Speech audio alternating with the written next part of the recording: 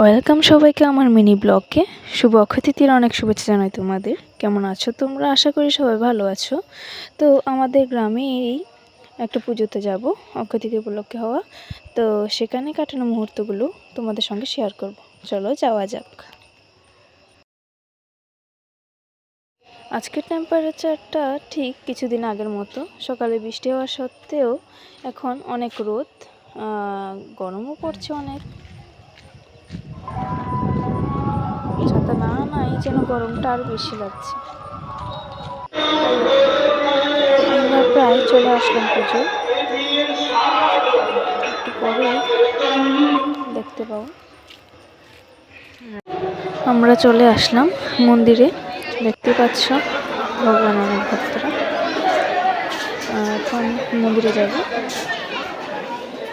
এখানে ভগবান রয়েছে দেখতেই পাচ্ছ।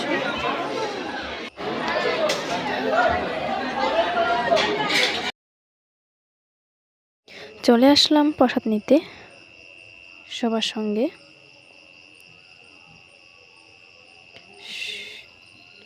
সবাই পাশাপাশি বসে প্রসাদ নেওয়ার জন্য বসে আছে। গরমটা অনেকটা লাগছে, যার জন্য অনেকেই থালা দিয়ে বাতাস করতে লাগলো। তো আমিও আছি।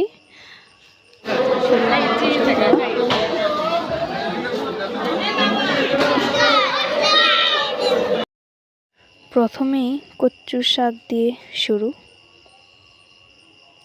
তারপর ডাল, তারপর ঘ্যাট,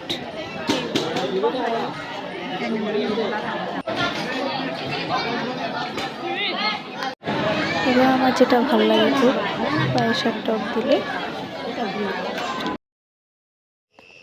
এখন বাড়ি যাওয়ার পালা।